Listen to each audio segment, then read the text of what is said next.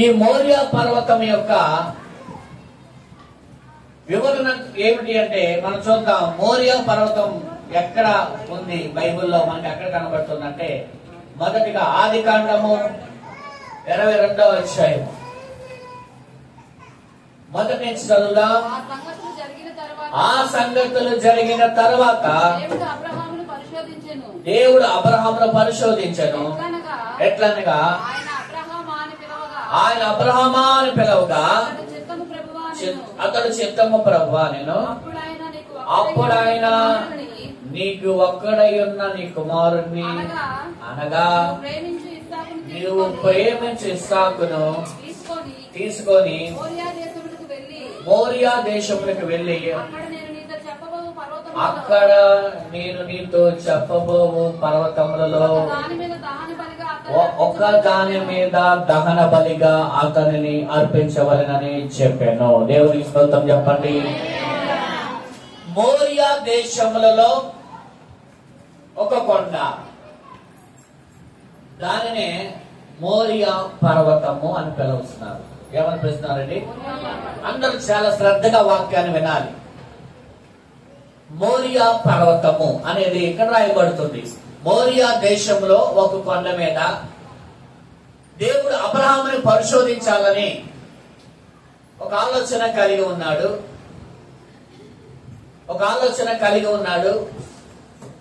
అబ్రహాముని పరిశోధిస్తున్నాడు దేవుడు. అలాగే తన కుమారుణ్ణి, ఒక్కగానొక్క కుమారుణ్ణి, నీ ఒక్కగానొక్క కుమారుణ్ణి అనగా నువ్వు ప్రేమించే ఏకైక నీ బిడ్డని నేను చెప్పబోవు ఒక పర్వతం మీద, మోరియా దేశంలో ఒక పర్వతం మీద నీవు నా కొరకు బలి ఇవ్వు అని చెప్పాడు. హల్లెలూయా.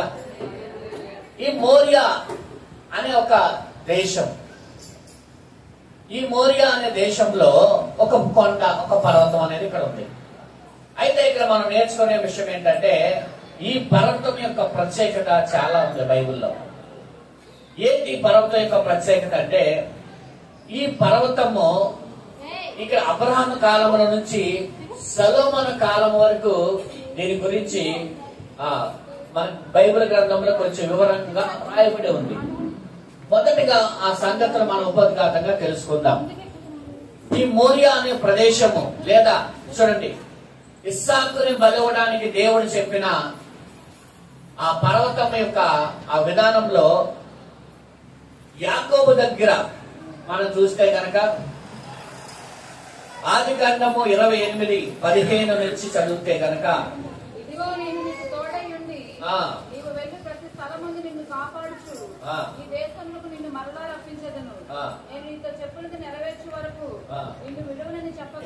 చెప్పనగా యాకోబు నిద్ర తెలిసి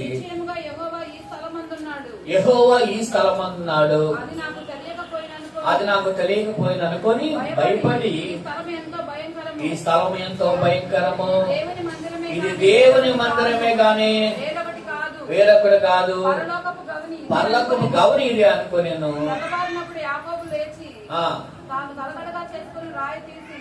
దాన్ని స్తంభంగా నిలిపి దాని కొన మీద నూనె పోసెను. మరియు అతడు ఆ స్థలమునకు బేతేలని పేరు పెట్టాడు. ఆ స్థలమునకు అతడు బేతేలని పేరు పెట్టాను. చాలండి, దేవునికి స్తోత్రం చెప్పండి. ఇప్పుడు ఈ స్థలం ఏ స్థలమో తెలుసా? అబ్రహాముని దేవుడు తన కుమారుని బలి ఇవ్వమన్న ప్రదేశమే ఈ ప్రదేశం కూడా.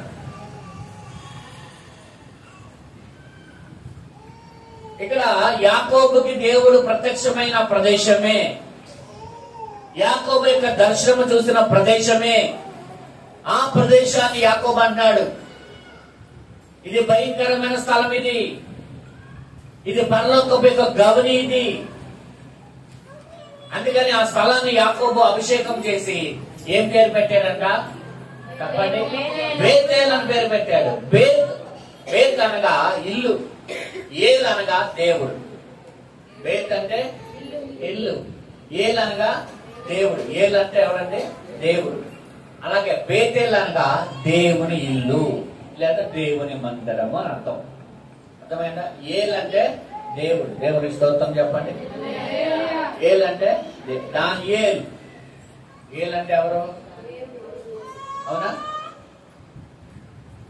దానియేల్. అలాగే ఏల్ అని చాలా వస్తాయి.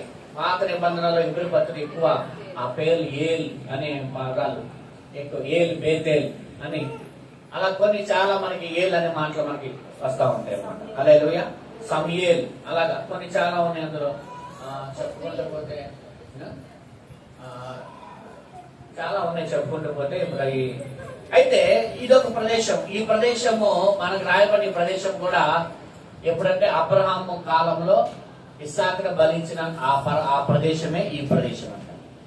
మూడవదిగా ఈ ప్రదేశం గురించి అబ్రహాము దగ్గర నుంచి అందరు చూడండి 1000 సంవత్సరాల తర్వాత ఇదే ప్రదేశం మీద దావీదు బలిపీఠం కట్టాడంట. దేవునికి స్తోత్రం చెప్పండి. వాక్యంలో మనం చూద్దాం. 2వ సమూయేలు గ్రంథము 24. 2వ సమూయేలు గ్రంథం 24:18 నుంచి 18.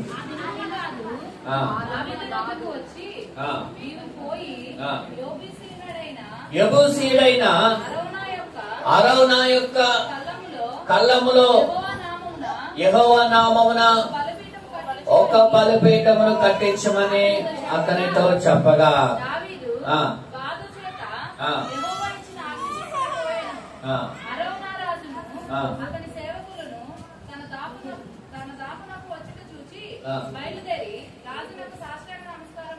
చూడండి చదవండి.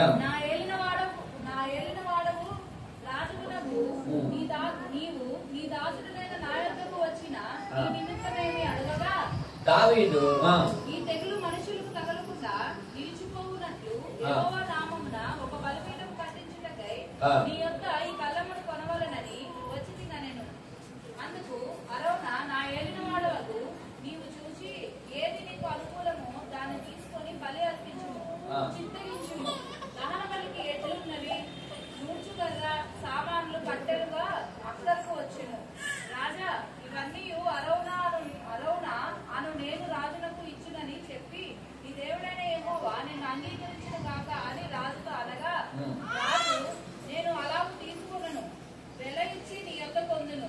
వెల ఇయ్యక నేను తీసుకున్న దానిని నా దేవుడైన యెహోవాకు దహన బలిగా అర్పించనని అరౌనాతో చెప్పి ఆ కళ్ళమున ఎడ్లను 50 తులముల వెండికి కొనెను.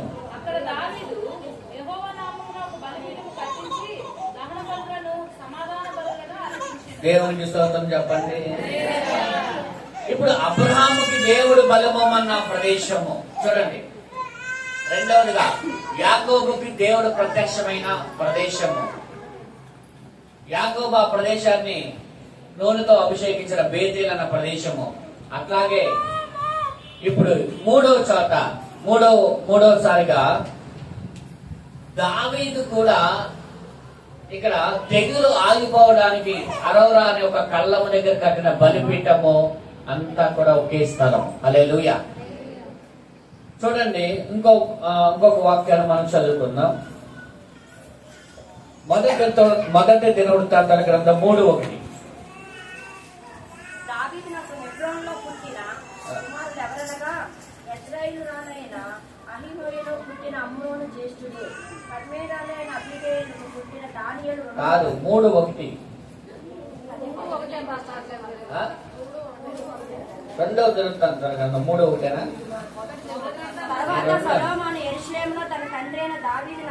తర్వాత సొలొమోను యెరూషలేములో తన తండ్రి అయిన దావీదునకు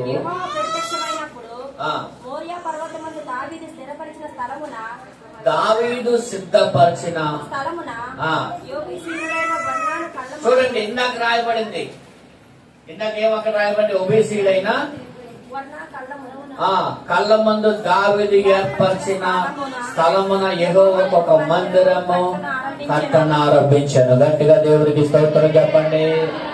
చూడండి, దేవుని యొక్క ప్రణాళిక. ఎందుకు దేవుడు అబ్రహాముని ఆ మోరియా పర్వతం మీద ఇస్సాకును బలిమ్మన్నాడు తెలుసా? అది 1000 సంవత్సరాల తర్వాత దావీదు యొక్క కుమారుడు సొలొమోను ద్వారా మందిరము కట్టబడడానికి. దేవుడు ప్రణాళిక ఎన్ని సంవత్సరాలకు ఉందండి అక్కడ? 1000 సంవత్సరాలు.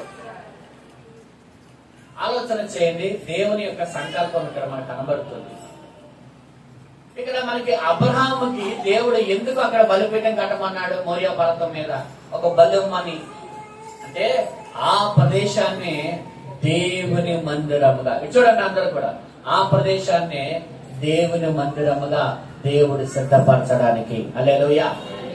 యాకోబుకు దేవుడు ప్రత్యక్షమైన స్థలము అదే, బేతేల్ అనగా అదే.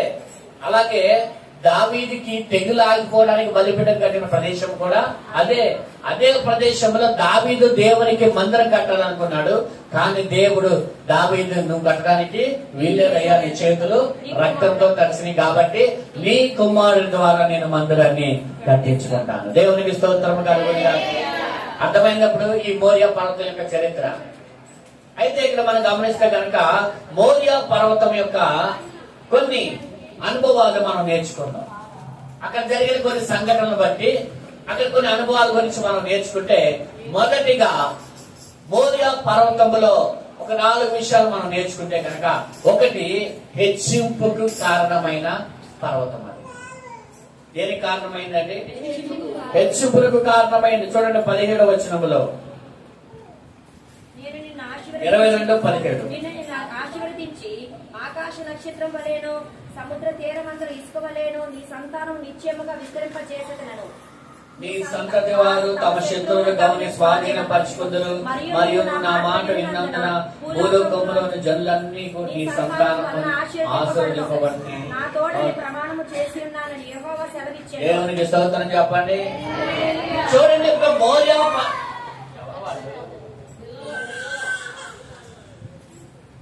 మోరియా పర్వతము యొక్క అనుభవాల్లో ఒక అనుభవం ఏంటో తెలుసా? హెచ్చింపుకి కారణమైన పర్వతం. అది ఒక హెచ్చింపు అక్కడ మనకి కనబడుతుంది. ఏం కనబడుతుందండి? ఒక హెచ్చింపు కనబడుతుంది. రెండవదిగా మనం చూస్తే ఆరాధన చేసిన ఒక పర్వతం. ఏమిచ్చాడు దేవుడు అక్కడంటే? బలి అర్పణ చేసిన కొండ, ఆరాధన పర్వతం అని కూడా మనం దాని గురించి అక్కడ మనం నేర్చుకోవచ్చు. మూడవ మాట నా వైపు చూడండి. మూడవ మాట మరలా తిరిగిచ్చిన పర్వతం. మూడవది మరలా తిరిగిచ్చిన. ఏంటి మరలా తిరిగిచ్చింది? ఇస్సాకుని బలి అర్పణ చేయడం మరలా తిరిగి చేశాడు. అంటే ఇక్కడ 3 అనుభవాలు ఇక్కడ మనకు కనబడుతున్నాయి. ఒకటి హెచ్చింపుకి కారణమైన అనుభవం, హెచ్చింపు కారణమైన కొండ. 2 ఆరాధించబడిన కొండ. మూడవదిగా మరలా తిరిగి చేసిన కొండ. ఇప్పుడు ఒక హెచ్చింపు అనేది దేవుడు ఎక్కడ ఇస్తున్నాడు? హెచ్చింపు అనేది లేదా ఒక గొప్ప మేలు ప్రభు దగ్గర చూడాలి అంటే మొదటిగా మనకు ఒక పరీక్ష అనేది ఉంటుంది. దేవుని స్తోత్రం చెప్పండి. పరీక్ష ముందే వస్తుందా? ప్రమోషన్ ముందు వస్తుందా? వీళ్ళకి ముందు ఏమొస్తుంది? పిల్లలకి పరీక్ష రాసిన తర్వాత వాళ్ళకి ప్రమోషన్ వేరే క్లాస్ లో. ఉద్యోగస్తులు కూడా అంతే. అలాగే ట్రైనింగ్ అయ్యే వాళ్ళకి కూడా ముందు ఏముంది? పరీక్ష తర్వాతే ఉద్యోగం ఇస్తారు. ఎక్కడైనా దేనికైనా సరే పరీక్ష ఉంది. అందుకే మొదటి వచనంలో ఉంది కదా, ఆ సంఘటన జరిగిన దేవుడు అబ్రహామును పరిశోధించాను. దేవుని స్తోత్రం చెప్పండి. దేవుడు అబ్రహాముని పరిశోధించాలనుకున్నాడు. అది వాస్తవం అయితే ఇక్కడున్న ప్రతి వారిని చూడండి, అందరూ కూడా ఇక్కడున్న ప్రతి వారిని దేవుడు పరిశోధిస్తాడు. దేవుని స్తోత్రం చెప్పండి. సాతాన్ని శోధిస్తాడు, దేవుడు పరిశోధిస్తాడు. ఈ రెండింటికి తేడా ఉంది. సాతాను శోధన దేనికో తెలుసా? నిన్ను నాశనానికి నడిపించడానికి. కానీ దేవుని యొక్క పరిశోధన పరీక్ష దేనికంటే నిన్ను ఆశీర్వదించబడడానికి. గట్టిగా దేవుని స్తోత్రం చెప్పండి. నిన్ను ఆశీర్వదించడానికే నీకు ఒక పరీక్ష. అబ్రహాముకి 3 రకాలైన పరీక్షలు పెట్టాడు దేవుడు. ఎన్ని రకాల పరీక్షలు అండి? 3 రకాలైన పరీక్షలు పెట్టాడంట. అంటే ఇక్కడ ఒకటి మాత్రం మనం గమనించుకోవాలి. నా వైపు చూడండి. ఈ వాక్యాన్ని బట్టి మనం ఒకటి అర్థం చేసుకోవాల్సిన విషయం ఏంటంటే, ప్రతి వారి భక్తికి దేవుడు పరీక్ష పెడతాడు. పరీక్షలో పాస్ అయితేనే నీకు ఆశీర్వాదం. గుర్తుపెట్టుకోండి. ఊరికే ఇచ్చేస్తానండి దేవుడు. ఏది కూడా ఊరికే ఇవ్వడం. నువ్వు దేవుని యొక్క పరీక్షలు ఏమవ్వాలి? పాస్ అవ్వాలి. ఎగ్జామ్స్ లో బాగా మంచి మార్కులు వస్తేనే ఎవరికైనా దేవుని దగ్గర నీకు మంచి మార్కులు రావాలి. అర్థమైందండి? ఏం రావాలి? దేవుని దగ్గర మంచి మార్కులు రావాలి. అప్పుడే దేవుడు పరీక్ష పెడతాడు. నీ మాటల్లో, నీ ప్రవర్తనలో, నీ ఆలోచనలో, నీ భక్తికి అన్నిటికీ దేవుడు పరీక్ష పెడతాడు. ఇక్కడ అబ్రహాముకి పెట్టిన 3 పరీక్షలు ఏంటో మనం చూద్దాం. ఒకటి, అది కాదు, అప్పుడే వెళ్ళిపోమాక 12వ అధ్యాయం 1వ వచనం.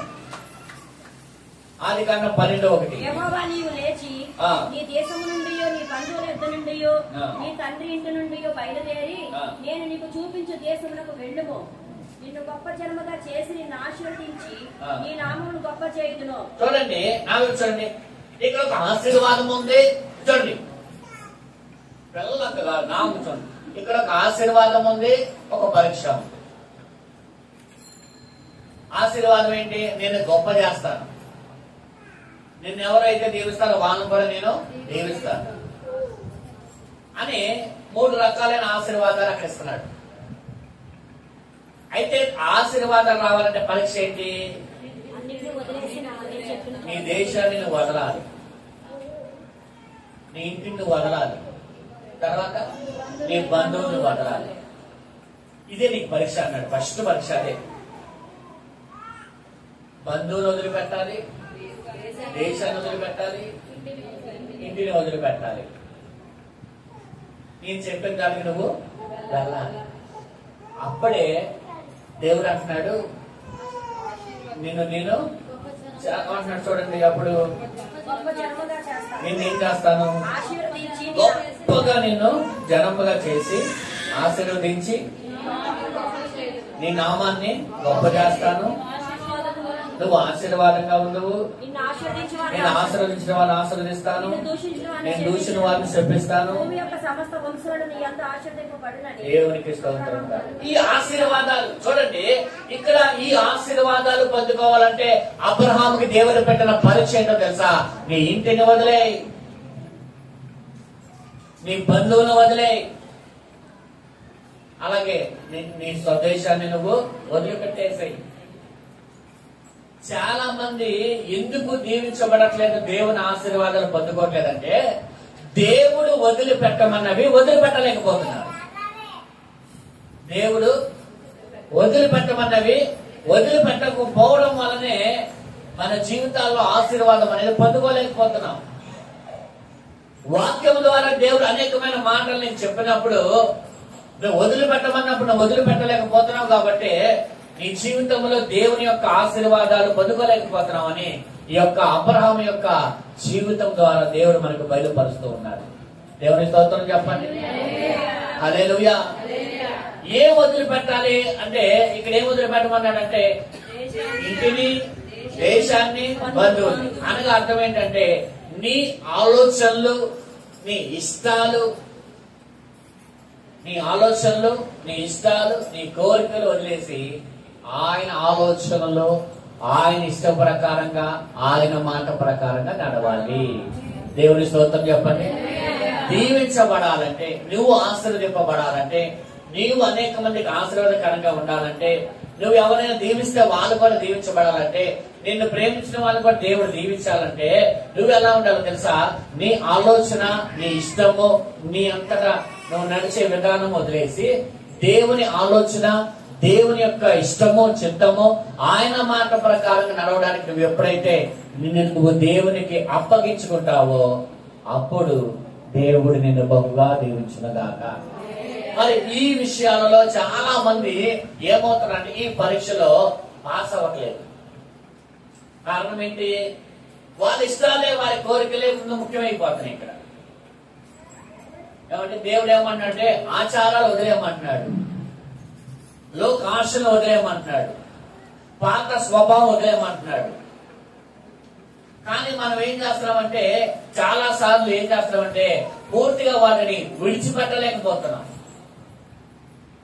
యేసు ప్రభు ఒక అతను ఆయన వెంబడించడానికి వస్తే నీ ధనమును విడిచి నువ్వు నన్ను వెంబడించంటే దానికి ఆయన ఏమన్నాడంట? నొచ్చుకొని ఏమయ్యాడంట? వెళ్ళిపోయాడు. చాలా మంది నొచ్చుకుంటున్నారు విడిచిపెట్టడానికి. విడిచిపెట్టాలని వాళ్ళకి మనసు రావట్లేదండి. ఎందుకంటే వాటిలో వాళ్ళు ఏం చేస్తారంటే ఆనందాలు వెతుకుంటారు అందులోని. అందుకని వాటిని విడిచిపెట్టలేకపోతున్నాను. ఈ రోజు ప్రభు చెప్తున్నాడు, నువ్వు విడిచిపెడితేనే నీకు ఆశీర్వాదం. దేవుని స్తోత్రం చెప్పండి. యేసయ్య మన కొరకు తండ్రిని విడిచిపెట్టాడు, సింహాసనాన్ని విడిచిపెట్టాడు, పరలోక రాజ్యాన్ని విడిచిపెట్టాడు. విడిచిపెట్టకూడదు తండ్రితో ఉండుట, విడిచిపెట్టకూడని భాగ్యం మనం ఎంచుకొనక మన కొరకు తను తాను భూమి మీదకి ఎలా తీసుకెళ్ళ వచ్చాడంట.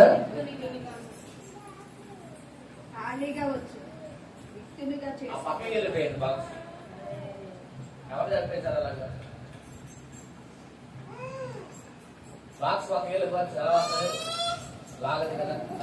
దేవునికి స్తోత్రం చెప్పండి. మన కొరకు దేవుడు ఏం చేశాడంటే తను తాను ఏం చేసుకున్నాడంట?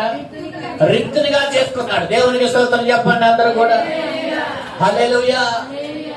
యేసయ్య మనలను సంపాదించుకోవడానికి ఆయన సమస్తాన్ని విడిచిపెట్టేశాడు. మనం మాత్రం విడిచిపెట్టాం.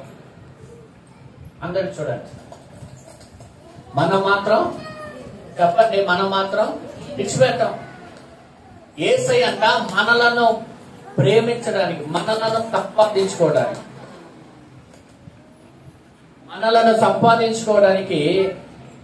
సమస్తాన్ని విడిచిపెట్టేశాడు. చెప్పనా? త్యాగపూరితమైన భక్తి ఎక్కడైతే ఉంటుందో ఆశీర్వాదము కూడా అక్కడే ఉంటుంది. గట్టిగా దేవుని స్తోత్రం చెప్పండి. తండ్రి లోకమును యోహాను 3:16 ప్రకారము తండ్రి లోకమును ఎంతో ప్రేమించాడు. ఆయన మనలను ప్రేమించాడు కాబట్టి తన కుమారుని మన కొరకు బలిగా ఇచ్చేశాడు. కుమారుడేమో మన కొరకు తన ప్రాణాన్ని, తన సర్వస్వాన్ని వదులుకొని తన ప్రాణాన్ని మన కొరకు ఇచ్చేశాడు. నా వైపు చూడండి, మనకి నేర్పించే పాఠం ఏంటో తెలుసా? కొన్నిటిని వదులుకుంటేనే కొన్నిటిని పొందుకోగలుగుతాం. గుర్తుపెట్టుకోండి, కొన్నిటిని ఏం చేసుకోవాలి? వదులుకోవాలి దేవుని కొరకు.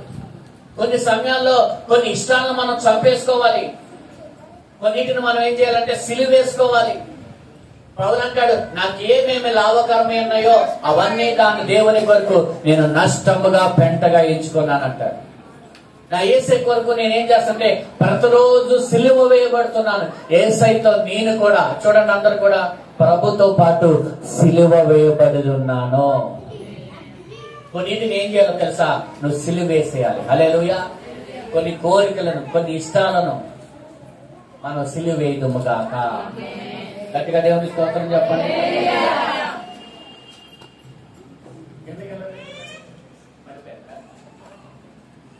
గట్టిగా దేవుని స్తోత్రం చెప్పండి. ఆలోచన చేద్దాం. ఇక్కడ ఎందుకు అంటే బంధువులు అంటే దేవుడికి ఇష్టం లేదా?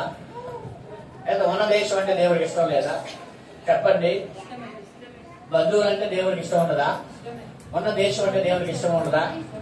కానీ అక్కడ మనం గమనిస్తే వాళ్ళ తండ్రి ఒక అన్యుడు. గుర్తుపెట్టుకోండి, వాళ్ళ తండ్రి అన్య కుటుంబాల్లో ఉన్నాడు కాబట్టి అన్య ఆచారాలను ఏం చేయాలి?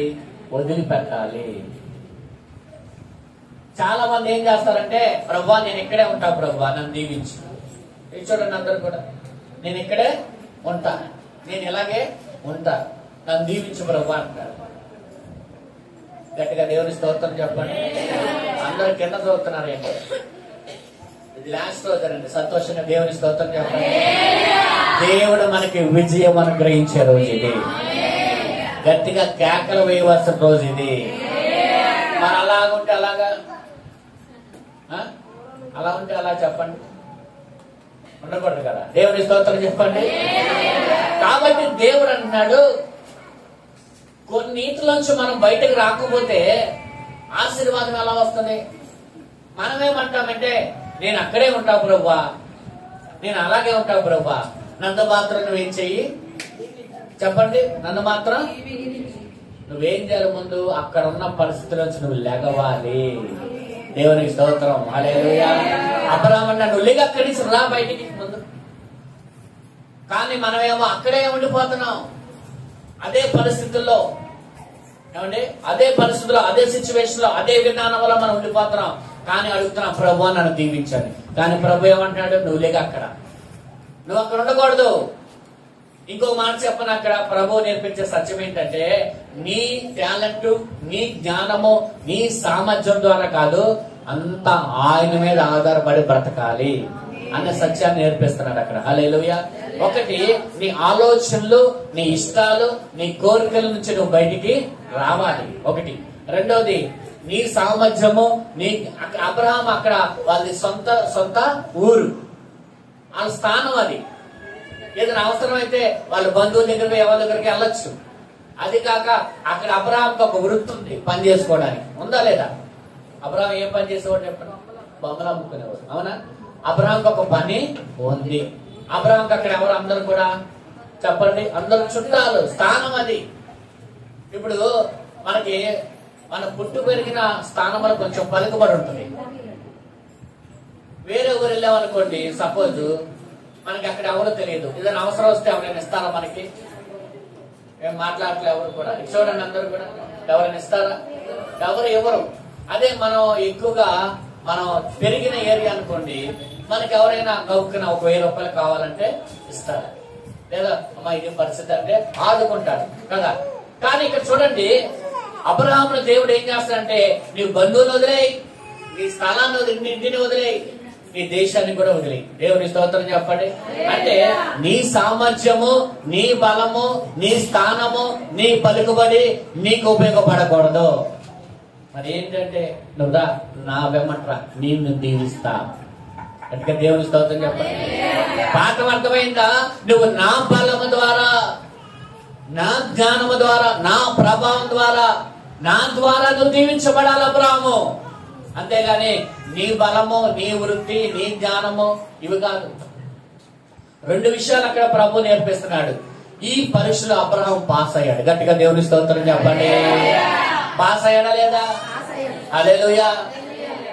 లేకపోతే అసలు ఎందుకు, అసలు ఒక ఆలోచన చేయండి, ఎందుకు అక్కడి నుంచి వెళ్ళిపోమన్నాడు, ఎందుకు అక్కడి నుంచి వెళ్ళమన్నాడు?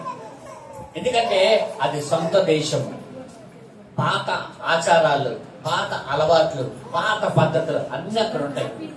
కానీ ఇప్పుడు చాలా మంది రక్షణ పొందుకున్నారు, కానీ పాత స్వభావం మారట్లా, పాత ఆలోచనలు మారట్లా, పాత పద్ధతులు మారట్లా. నిన్న చెప్పా, ఎక్కడ దాచాడో కత్తి పేతురు, యేసు ప్రభువును పట్టుకుని కత్తి తీసి ఏం చేశాడు? రామ సైనికుడి యొక్క ఈ 3.5 సంవత్సరాల కత్తి నాకు కనపడాల. మీకు కనపడిందా? ఎక్కడ దాచాడు? చాలా మంది కనబడట్లా, కొన్ని దాచుకొని ఉన్నాయి. సందర్భాన్ని బట్టి బయటికి తీస్తారు ఆ కత్తిలాగా. ఏం చేస్తున్నారు? పరిస్థితులను బట్టి బయటకు వస్తాయి. ఆలోచన చేయండి దేవుని ప్రజలారా. పాతది అసలు కనబడకూడదు. ఇంకా అదేమైపోవాలి? పూర్తిగా ఏమవ్వాలి? భూమిలో దాన్ని క్రీస్తులో ఏమవ్వాలి? పాత వేట బట్టి ఆయనతో పాటు నూతన నవీన పురుషుడిగా మనము బయటికి రావాలి. హల్లెలూయా. ఇప్పుడు నూతన సృష్టి అనగా నూతనమైన ఆలోచనలే మనలో ఉండాలి, నూతనమైన స్వభావం మనలో ఉండాలి, నూతనమైన జీవితం మనకు ఉండాలి. కానీ పాతలు ఎందుకు వస్తున్నాయి? అందుకే దానికి ఉదాహరణగా 2 మాటలు చెప్పాడు ప్రభు. చూడండి, కొత్త షర్టుకి పాత మాసిక, అలాగే రెండోది చెప్పండి ద్రాక్షారపు యొక్క తిత్తులు. పాత తిత్తుల్లో కొత్త ద్రాక్ష రసము పోయకూడదు. రెండోదిగా 1,00,000 రూపాయల షర్ట్ అండి ఇది. ఇది ఎంత చెప్పండి? 1,00,000 రూపాయల షర్ట్ ఇది. దీని మీద ఒక మచ్చ ఉందనుకో, చూడండి, దీని మీద ఒక మచ్చ ఉందనుకో, చూడాలి అందరూ. దీని బ్రతుకు ప్లాట్ఫారం మీద 100 రూపాయల షర్ట్కి వెళ్ళిపోదు. కారణం ఏంటంటారు? షర్ట్ మెటీరియల్ అంతా ఒకటే, 1,00,000 రూపాయల మెటీరియల్ దీన్ని. కానీ దాని మీద పడిన మచ్చ ఉందో చూడండి, ఆ మచ్చ ఆ విలువను తగ్గిస్తుంది. ఏ విలువని? ఆ 1,00,000 రూపాయలన్న విలువను తగ్గించి ప్లాట్ఫారం మీదకి వెళ్ళిపోద్ది. ఇప్పుడు ప్లాట్ఫారం మీద అమ్మాయి, షోరూమ్ అమ్మాయి ఒకలాగే ఉంటాయి చూస్తాకి, కానీ దానికి దీనికి తేడా ఉంటది. ఏమంటారు దాన్ని? దీన్ని బట్టి పిండి కొద్ది రొట్టె. చూస్తాకి అదే అదే లాగా ఉంటది. ఇది కూడా రోడ్డు మీద కూడా షోరూమ్ లో దానిలాగే, కానీ దాని నాణ్యత వేరు, దీని నాణ్యత వేరు. కొన్ని ఏమవుతాయంటే డ్యామేజ్లు వచ్చి సరిగ్గా ఎట్లా పడితే అట్లాగా, అంటే డిజైనింగ్ సరిగ్గా రానివి, లేదా కుట్లు సరిగ్గా లేనివి, ఇట్లాంటివన్నీ ఏం చేస్తారు, విడిగా తీసేసి అవి ప్లాట్ఫామ్ మీదకి వెళ్ళిపోతాయి. సపరేట్ చేస్తారు. నాణ్యమైన ఒక పక్క, చెప్పండి, కొంచెం కాణ వచ్చిన ఒక పక్క. చూడండి, ఈ ఫ్రిడ్జ్లు, ఈ ఎలక్ట్రానిక్ వస్తువులు కూడా ట్రాన్స్పోర్ట్ లో వచ్చినప్పుడు కొన్ని డ్యామేజ్లు వస్తా ఉంటాయి, పగిలిపోతా ఉంటాయి. చూడండి, అందరు కూడా ఏమొస్తాయి, కొన్ని పగిలిపోయి డ్యామేజ్, అవి వేరే రేట్ అమ్ముతారు వేరే సైడ్. అలాగే ఇవేమి వెళ్ళిపోతాయి, షోరూమ్కి వెళ్ళిపోతాయి. ఇవేమి ఎక్కడికి వెళ్ళిపోతాయి, ఏదో గోడానికి వెళ్ళిపోయి వాళ్ళు ఏం చేస్తారంటే 16,000 4,000 తగ్గించి 12,000కి అమ్ముతారు. చిన్నగా ఎక్కడైనా పగిలిపోయినా, ఎక్కడైనా నొక్కుకున్నా, ఎందుకంటే అవి డ్యామేజ్, చిన్న లోపం ఉంది వాటిలో. గుర్తుపెట్టుకోండి, ఒక వస్తువుకే లోపం ఉంటే, ఒక వస్తువుకే లోపం ఉంటే, ఒక బట్టకే లోపం ఉంటే దాని విలువ ఎలా తగ్గిపోయిందో, దేవుని దగ్గర ఆ పాత లోపము నీలో కనబడితే నీ విలువ కూడా దేవుని దగ్గర అలాగే తగ్గిపోతుంది. గట్టిగా దేవుని స్తోత్రం చెప్పండి. ఏ లోపము లేకుండా మనం బ్రతకాలి. పాత స్థితి మనలో పూర్తిగా ఏమవ్వాలి చెప్పండి, పూర్తిగా కనబడకుండా నవీన పురుషుడు మనలో ఉండాలి. నూతన సృష్టిగా మార్చబడాలి. ప్రభు అంటాడు, ఒకడు కొత్తగా జన్మిస్తే తప్ప పరలోక రాజ్యము. జన్మించడం అంటే ఏంటి, నీ పాత పురుషుడు ఏమవ్వాలి, పాత నాగరాజు చనిపోయాడు, ఇప్పుడు ఎవరు బ్రతికారు తప్పండి, కొత్త నాగరాజు. కొత్త నాగరాజు కాదు, ఏం కాదు, రాజు. ఇప్పుడు ఎవరు, ఇప్పుడు రాజు.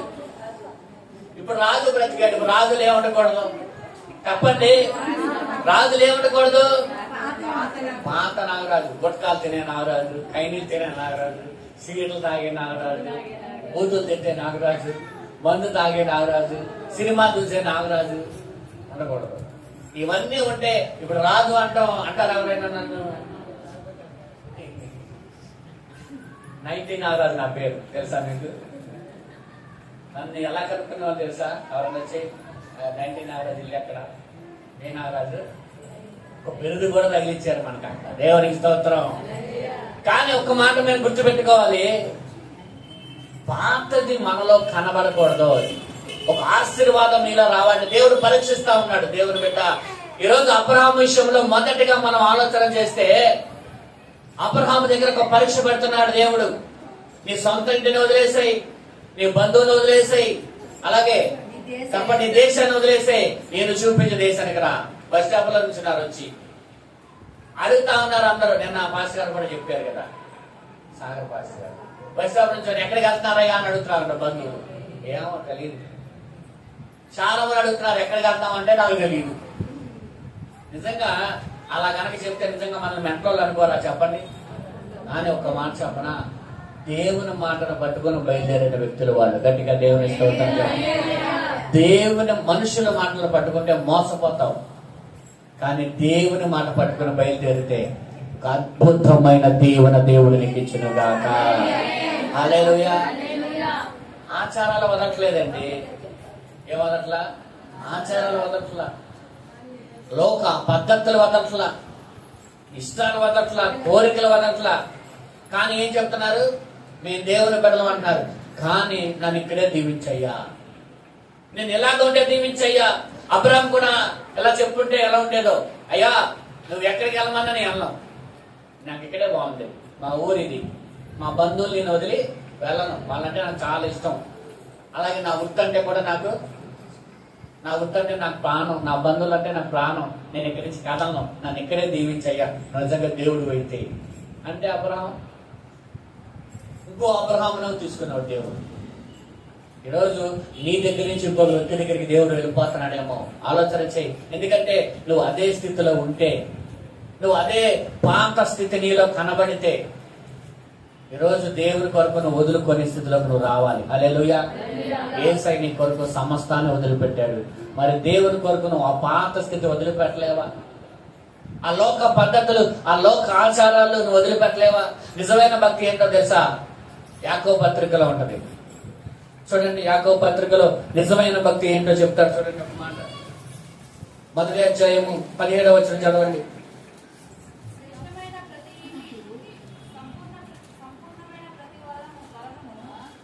కాదు యాకోబు 26 పాస్టర్. 26 చదవండి. ఎవరైనా నోటి కళ్ళను పెట్టుకొనక. ఆ? 27 అండి.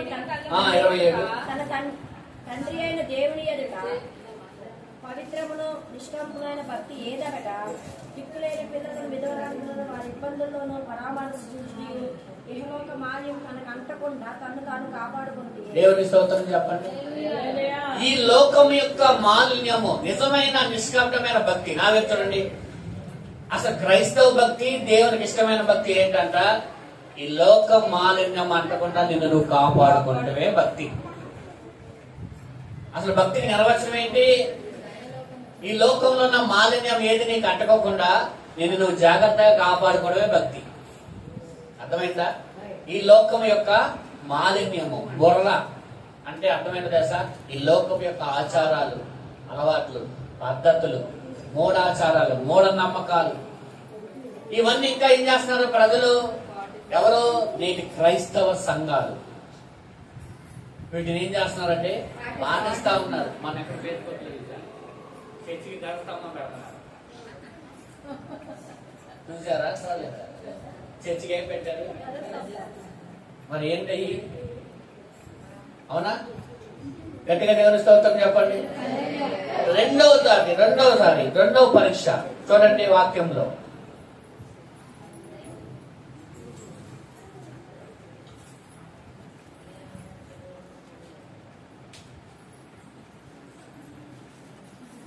పదమూడవ అధ్యాయం 7వ వచనం.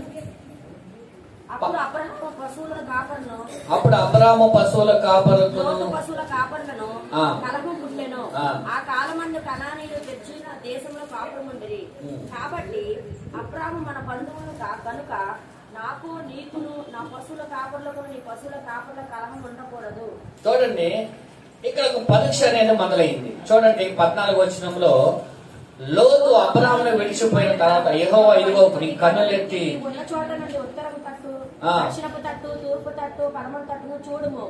ఎందుకనగా నీవు చూచుచున్న ఈ దేశం అంతటినే నీకును నీ సంతానమునకు సదాకాలం ఇచ్చేదను. మరియు నీ సంతానమునకు భూమి నుండి ఇసుక రేణువులంతా రేణువుల వలె విస్తరింపజేసేదను.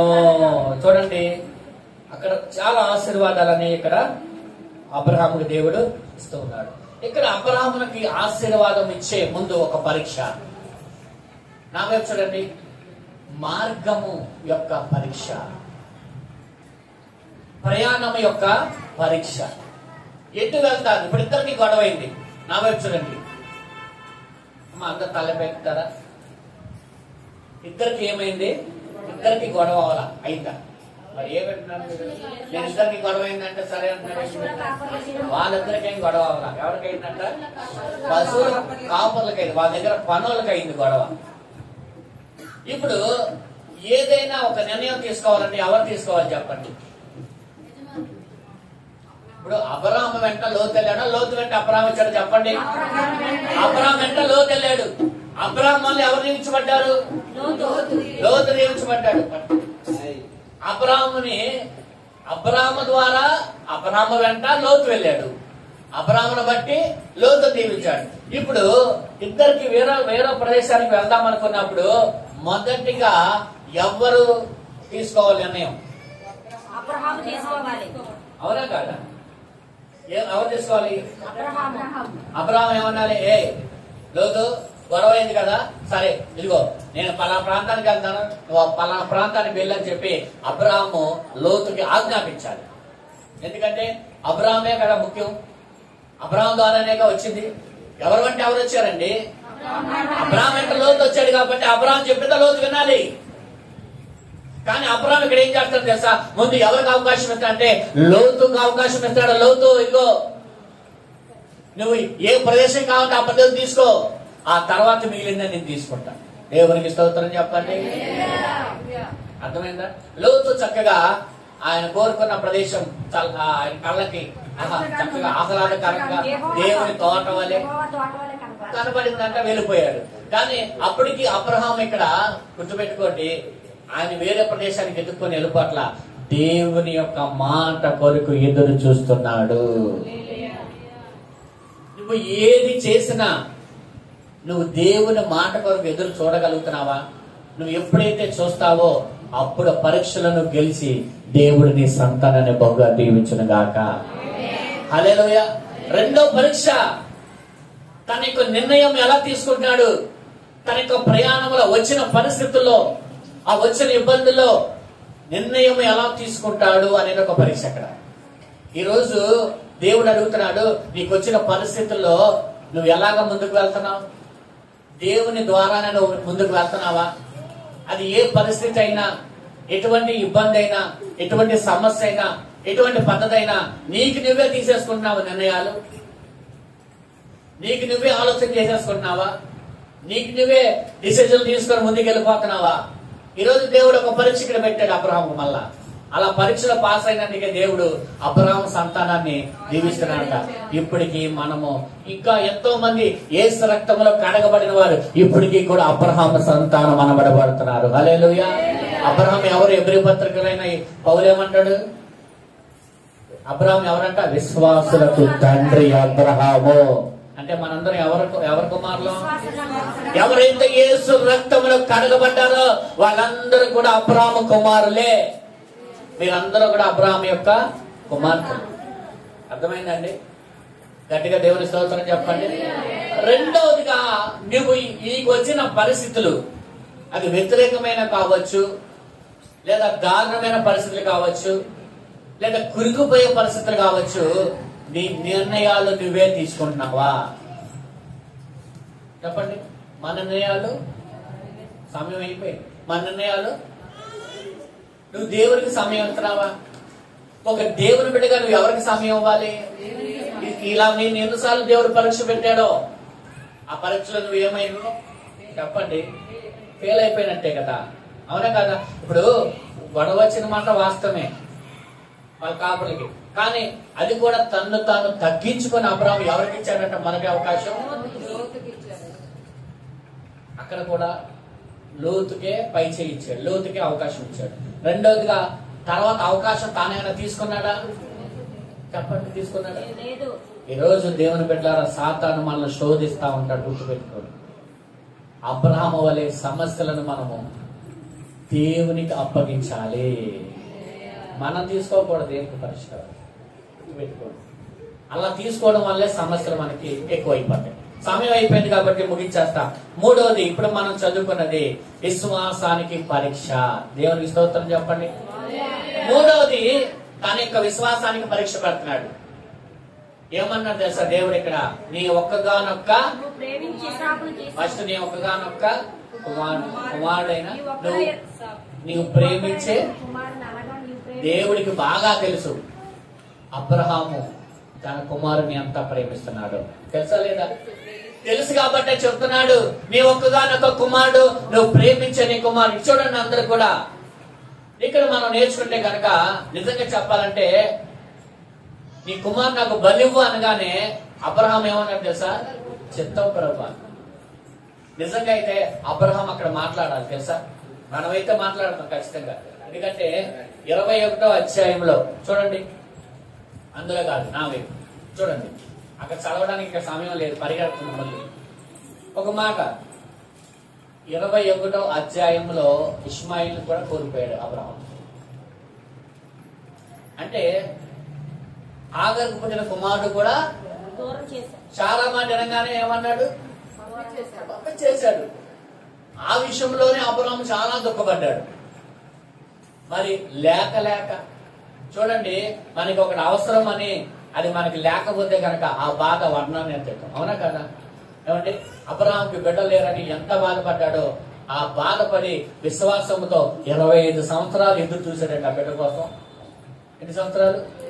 25 సంవత్సరాలు విశ్వాసంతో దేవుని కార్యము కొరకు ఎదురు చూసిన తర్వాత ఒక బిడ్డను దేవుడిస్తే, ఆ బిడ్డను కొంతకాలం పెంచిన తర్వాత మళ్ళీ నాకు ఇచ్చే అంటే అలా ఉంటది అసలు. పోనీ ఇష్మాయిల్ అని ఉన్నాడా? ఇష్మాయిల్ కూడా వెళ్ళిపోయాడు. ఇప్పుడు అబ్రాహాముకి ఇస్సాకు లేడు, ఇష్మాయిల్ లేడు. ఇష్మాయిల్ ముందు పంపించేశాడు, ఇప్పుడు చెబుతున్నాడు, ఇప్పుడు నీ బిడ్డను కూడా ఇచ్చేయ్యా, ఈ బిడ్డను కూడా. అయ్యా, ఇదేం న్యాయం అయ్యా? 25 సంవత్సరాలు వేచి ఉంటే నాకు ఇచ్చావు ఈ బిడ్డని.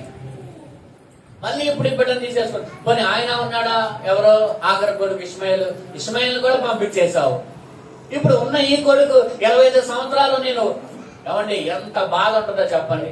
ఆ బాధ ఆలోచన చేయండి. అబ్రహాము విశ్వాసమునకు పరీక్ష లేక 25 సంవత్సరాలు ఎదురు చూసి ఇస్తే వచ్చాడు బిడ్డ. 20 సంవత్సరాల ఓపికకి విశ్వాసానికి ఒక బహుమానంగా ఒక బిడ్డనిచ్చి తర్వాత కొన్ని సంవత్సరాలు ఇస్సాకును పెంచిన తర్వాత ఈ బిడ్డ నాకు బలి అంటే ఎవరు చంపాలి? మళ్ళీ తన చేతులతో తానే తన బిడ్డని చంపుకోవాలి. ఆలోచన చేయండి. కానీ అబ్రహాము ఇక్కడ విశ్వాసములో పరీక్షలో పాస్ అయ్యాడు. దేవునికి స్తోత్రం చెప్పండి. హల్లెలూయా. ఇక్కడ ఆ మాట అంటాడు చూడండి. దేవుడు 15 అనుకుంటా, చూడండి 15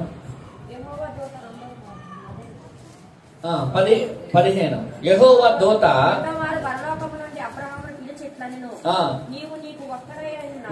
నీవు ఒక్కడై ఉన్న నీ కుమారుని యువ వెనక తీక ఈ కార్యము చేసినందున. గట్టిగా దేవుని స్తోత్రం చెప్పండి. అంతగా ప్రేమిస్తున్న కుమారుణ్ణి ఇచ్చే అన్నాడు దేవుడు. మనమైతేనే ఇవ్వడం ఎందుకయ్యా, మళ్ళీ తీసుకోవడం ఎందుకు? ఆ మాత్రం దానికి ఆశలు రేపించి మళ్ళా ఎవరి నుండి ఏం కాలేదు అని చెప్పి దేవుని మీద దెబ్బలాడే వాళ్ళం మనం. తెలీదా? అవునా కదా? ఇవ్వడం ఎందుకు, తీసుకోవడం ఎందుకు? ఆ మాత్రం దానికి ఇచ్చావు, మళ్ళీ ఇచ్చిన దానికి మళ్ళీ నేను అడిగాను ఇవ్వకపోతే మౌనంగా ఉండేవాడిని, ఏ గోళ ఉండేది కాదు. ఇచ్చి ఆశ చూపించి ఇప్పుడు ఏం చేస్తున్నాం? మళ్ళా తీసేసుకుంటున్నాం. ఏంటిదని చెప్పి దేవుని మీద సనిగేవాళ్ళం. అని అబ్రహాము అసలు ఎదురు మాట్లాడాల. అది అబ్రహాంలో ఉన్న గొప్పతనం. అంటే ఎదురు మాట్లాడాడంటే అబ్రహాం ఒక్క మాట అయినా కనీసం తన భార్య ఆటంకపరిచిద్దని తన భార్య కూడా చెప్పలేదంటాడు. దేవుడు చెప్పినది అక్షరాలు జరిగించడానికి ఒకవేళ తన భార్య ఏమన్నా ఆటంకముగా ఉంటుందేమో అని తన భార్యకు కూడా చెప్పుకోకుండా అబ్రహాము దేవుడు చెప్పిన పని చేయడానికి ముందుకు సాగాడు. గట్టిగా దేవుని స్తోత్రం చెప్పండి. 3 రోజుల ప్రయాణము, కష్టతరమైన పర్వతం ఎక్కాలి. ఎక్కడము ప్రయాసే, 3 రోజుల ప్రయాణము. తర్వాత తన బిడ్డను చంపాలన్న దుఃఖము. ఒక మాట ఇస్సాకు అడుగుతా ఉన్నాడు, తండ్రి కట్టెలు ఉన్నాయి, నింపుంది, బలిపశు. ఆ మాటకి అబ్రహాం గుండె పగిలిపోయి ఉండేది. అక్కడ నాకు తెలుసు, పగిలిపోయి ఉంటది నాకు తెలుసు. ఎందుకని? నీవే అని చెప్పడానికి నోరు రాలా. నిజంగా కదా, అక్కడ ఒకసారి అదే పరిస్థితిలో మనం ఉంటే ఉండే పగిలిపోయి అక్కడ చచ్చిపోయేవాళ్ళం. ఆ మాట అంత బాధాకరమైన విషయం. కానీ అబ్రహాం చెప్పాడు, ఎవరు చూసుకుంటారని చెప్పాడు? దేవుడే చూసుకుంటాడు. గట్టిగా దేవుని స్తోత్రం కలుగును. ఈరోజు ప్రభు అంటున్నాడు, నువ్వు కృంగిపోయి బాధలో ఉన్న దేవుని బిడ్డ, నీ పరిస్థితిని దేవుడు చూసుకోను గాక. దేవుడే నీ ప్రతి పరిస్థితిని ఆయన చూసి నీ పక్షంగా కార్యములు చేయను గాక. 3 రకాలైన పరీక్షలు పెట్టాడండి. ఇంకా చాలా మాటలు ఇక్కడ నేర్చుకోవడానికి. ప్రేమించిన దానిని బలిపీఠం మీద పెట్టిన అబ్రహాం కనబడుతున్నాడు అక్కడ. ఇష్టమైన వాటిని బలిపీఠం మీద పెట్టిన అబ్రహాం కనబడుతున్నాడు అక్కడ. 3 రకాలైన పరీక్షలు పెట్టాడు అబ్రహాంకి. ఈరోజు నిన్ను కూడా దేవుడు పరీక్షిస్తూ ఉన్నాడు. గుర్తుపెట్టుకో, నీ యొక్క భక్తి జీవితంలో దేవుడు నిన్ను కూడా, నీ విశ్వాసానికి ఒక పరీక్ష ఉంది. అట్లాగే నీ యొక్క ఇష్టాల విషయంలో ఒక పరీక్ష ఉంది. అట్లాగే ఏదైనా ఒక సందర్భం వచ్చినప్పుడు నువ్వు తీసుకునే నిర్ణయాల విషయంలో ఒక పరీక్ష ఉంది. నువ్వు విడిచిపెట్టే విషయాల్లో పరీక్ష ఉంది. నువ్వు తీసుకునే నిర్ణయాల విషయంలో పరీక్ష ఉంది. అలాగే ప్రభువును నమ్మిన ఆ విశ్వాసములో కూడా పరీక్ష ఉన్నది. కాబట్టి ఈరోజు నీకు పెట్టిన పరీక్షలను పాస్ అవ్వాలి, ప్రభు యొక్క కార్యాలు పొందుకోవాలి. గట్టిగా దేవుని స్తోత్రం చెప్పండి. ప్రభు దగ్గర కార్యాలు పొందుకుందాముగాక. ఒక ఆశీర్వాదం రావాలంటే, ఒక ప్రమోషన్ రావాలంటే ముందుగా ఈ దేవుడు ఏం పెడుతున్నాడంటే ఒక పరీక్ష పెడుతూ ఉన్నాడు. ఏం పెడతాడండి? కాబట్టి మనందరం కూడా ఏమవ్వాలంటే మనకు పెట్టే పరీక్షల్లో మనం పాస్ అవుదాము గాక. ఆదివారం ఆరాధన రోజే ఒక పరీక్ష పెడతాడు, బంధువులు ఫంక్షన్ అంటాడు, లేదా ప్రాణ స్నేహితులు ఏదో వాళ్ళ ఇంట్లో ఏదో అంటారు, లేదా అలాగా, లేదా ఆ రోజే నీకు ఏదో ఇంపార్టెంట్ అది ఉంటుంది. మనం ఏం చేస్తున్నాం ఆ రోజు చెప్పండి? పాస్ అవుతున్నా ఫెయిల్ అవుతున్నారా? ఈరోజు ప్రభు అంటున్నాడు నువ్వు పాస్ అవ్వాలి. దేవుని స్తోత్రం చెప్పండి. అసలు నీకు పరీక్ష పెట్టేదే నువ్వు పాస్ అవ్వడానికి. ఇప్పుడు ఇంకా పరీక్ష దేనికి పెడతారండి? పిల్లలకి పాస్ అవ్వాలని కోరుకుంటారా, ఫెయిల్ అవ్వాలని కోరుకుంటారా? టీచర్లు అందరూ, స్కూల్ వాళ్ళందరూ పరీక్ష పెట్టేదే పాస్ అవ్వాలని, పాస్ అయ్యేదే ప్రమోషన్ కొరకు. దేవుని స్తోత్రం చెప్పండి. కాబట్టి ప్రభు మనకి ఎందుకు పరీక్ష పెడుతున్నాడంటే ఆ పరీక్షలో మనం గెలవాలి, దాని ద్వారా విజయము పొందుకుందుగాక. ఈ వాక్యము దేవుడు దీవించును గాక. ఈ వాక్యం కొరకు చిన్న ప్రార్థన చేసుకుందాం. అందరూ కూడా తలలు వంచినట్లయితే చిన్న ప్రార్థన చేసుకుందాం. వాక్యం నిమిత్తం, ఈరోజు చెప్పబడిన వాక్యం నిమిత్తం చిన్న ప్రార్థన చేసుకుందాం. అందరూ కూడా తలలు వంచి చిన్న ప్రార్థన.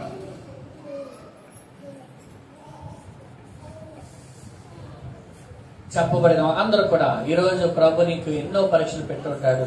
ఒకవేళ విఫలమయ్యేమేమో, ఫెయిల్ అయ్యేమేమో, ఈ రోజు నుంచి నీకు పెట్టే ప్రతి పరీక్షలో నువ్వు పాస్ అవ్వాలని దేవుడు కోరుకుంటున్నాడు. ఆశీర్వాదాలు పొందుకోవాలని దేవుడు కోరుకుంటున్నాడు. దేవుని బిడ్డ ఈరోజు ప్రార్థన చేయగలవా? అలాగా ఈ వాక్యం కొరకు మా అమ్మగారు ప్రార్థన చేస్తారు.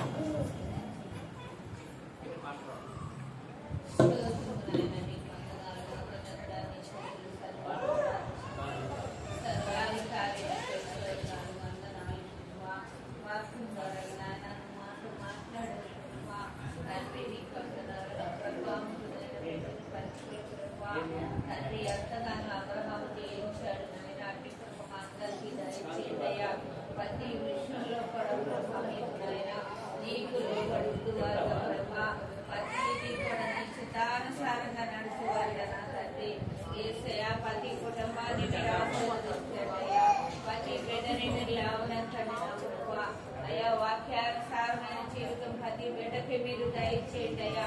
నీ మాట చప్పున నాయన ప్రతి ఒక్కరు కూడా నడిచే కృపను దయచేయండి ఆయన. ప్రభా లోతున ప్రభా తన్ని దీవించబడినా కూడా ప్రభా నష్టపరిహారంగా తను వెళ్ళాడు ప్రభా. యేసయ్యా నీ వందనాలు. అబ్రహాము అయితే ప్రభా నిలిచి ఉన్నాడయ్యా నీ మాట కోసం నాయన. అట్టి కృప మాకు అందరికి దయచేయండి అయ్యా. తెలిసి ఉండే కృప మాకు దయచేయండి నా ప్రభా.